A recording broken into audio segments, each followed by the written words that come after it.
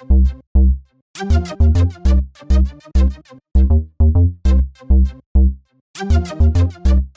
this is Kelly Lewis. I'm President and CEO of TechQuest Pennsylvania. Welcome back to another segment of TechQuest TV. We've got an exciting show lined up with Bloomsburg grads, state reps, and all kinds of technology. We're going to turn it right to our guest, Gary Scicchitano of the Visiting Nurse Association of Central Pennsylvania. Gary, welcome. Thanks, Kelly. Glad to be doing? here. Great, thank you. Now, is it true that your last name has more syllables than my entire name added together? That's absolutely correct. Now, Gary, where are you from? Are you a Pennsylvania boy, right? Grew up in Shamokin, not too far from here. Attended Bloomsburg University and Shippensburg University, so I've been in Pennsylvania all my life. All right. No, I'm a Bloomsburg guy. So I don't even know what our record for the football team is this year. Don't know either. I'm not playing good alumni this year, but I am going back for homecoming, so I get a couple check marks there. Okay. So tell us about the Visiting Nurse Association. The Visiting Nurse Association of Central Pennsylvania is part of an organization called VNA Health System. VNA Health System is actually headquartered in Shamokin, and we have 5 Medicare licensed home health care companies in central PA, and we cover 18 counties with an average daily census of about 1,650 patients. We have offices in Shamokin, Lewistown, Lewisburg, State College, Lock Haven, Harrisburg, and other offices in New Bloomfield, Millersburg, and pretty much cover all 18 counties comprehensively with full gamut of services from skilled nursing to hospice, physical therapy, occupational therapy, home health aides, and everything in between. Excellent. Now, what does 1,650 daily visits mean or daily census mean? Well, what it means is that's the number of people we have on service at any one time. That doesn't mean we visit 1,650 people a day. Some patients only require service 1 day a week, 2 days a week, 3 days a week. But overall, it's a pretty large census for home health. Now, you also do go out into the home and visit with patients and say hello and that type of thing. You got a whole checklist of things you do? Well, the staff does do that for quality control purposes and supervisory purposes. And our nurses, our PTs, our OTs, our speech therapists, our home health aides are in the home all the time. And how many visits a day do you think you get out of that 1,600 daily census? Oh, I would say probably 500 to 600 visits a day. So that's a tremendous amount of feet on the street. It is. It is. And we currently have over 400 employees system-wide. So we've been talking about the Harrisburg Health Information Exchange. Last week we had this great launch, trying to get everybody to work together and talk together to get this launch. But I really have always seen, since we first discussed it, the VNA can play a vital role because you're out into people's homes and you know a lot about people's medical histories.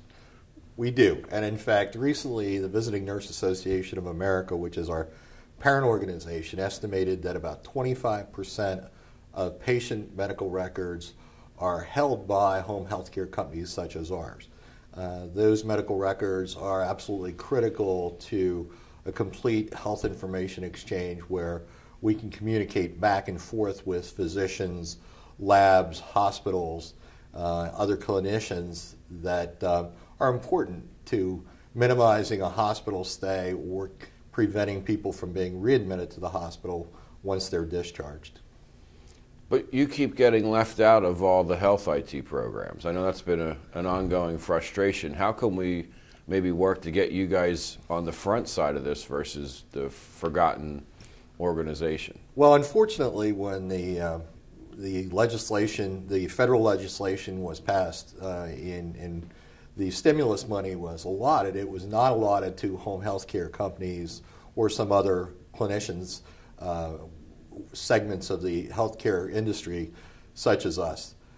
So we're kind of behind the 8 ball with this because we are attempting to establish an electronic medical record system and establish technology equivalent to what the hospitals have and what the physician practices will have, so that we can assure that flow of information. But there was no funding, unfortunately, for home health. We are, through our organization in Visiting Nurse Association of America, are lobbying now in D.C. for that to be recognized and changed, so that there will be some sort of stimulus money available to home health care companies throughout the United States. That's excellent, and I know we'll be supporting you along the way, because we see, as like I mentioned earlier, that's a great way to get out into the people's homes and have the daily contacts. And you've already, like you mentioned, have 400 employees dedicated to being out in front of patients. So we've been talking about the electronic medical record and getting technology. You also always fall behind the 8 ball on not getting the hardware and software that we need to get to you. That's true, and it will be extremely important for organizations such as us to receive that stimulus funding or some other funding from either the federal government or the state government to purchase the technology, the software, the hardware that we need to outfit our nurses and our other clinicians, so that we have immediate download of information and immediate availability of that information by physicians and other healthcare practitioners. Now, we're talking about a project in Perry County. I'm passionate about getting technology in the households that don't have computers. Mm-hmm. And I think, you know, the whole discussion on broadband, about increasing broadband rates, if you don't have a computer in the home, it's very difficult to do, if not impossible. Right. So, and we're also talking about public computing centers, maybe out in Perry County as well. I'm excited to work with you on this project. I know we have some upcoming meetings, but tell us a little bit about Perry County and the difficulty that you have reaching some of the clients. Okay. We've been working with the Carlisle Area Health and Wellness Foundation for a number of years through a grant to provide services to western Perry County, a very remote area of Perry County. And at the current time, we have a population of about 31 patients and a full-time nurse who deals with these patients as needed. These are folks who literally have to drive an hour to a pharmacy or to a physician's office. Generally are elderly patients with chronic medical conditions such as congestive heart failure, something like that. And we believe that if we put telehealth units in the home and we expand the technology within the home and have the opportunity to get vital signs on a daily basis and to feed that information to the patient's physician, that we will be able to do a better job of caring for these folks and keeping them out of the hospital and well and in their homes where they want to be. Now, before we go, I got to ask, what was your favorite restaurant in Bloomsburg? Well, I have to say Rocks. Which one? Rocks, and it probably didn't even exist when you were there. Holy cow. You're so much You're younger than predating me by at least 25 decades. So, Rocks, where was that? Rocks was, let's see, it was down on East Street. East Street, all right. They didn't have Berrigan subs back then? Oh, yeah, we had Berrigan subs, and we spent a was lot the of place? time there, but Rocks was definitely our all-time favorite hangout. Any prediction for baseball or anything that we need to have before we let you go? I think the Phils are going for it.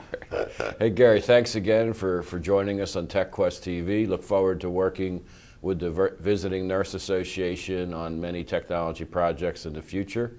And thanks again for showing up. All right, thanks, Kelly. Great. We'll be back in a moment.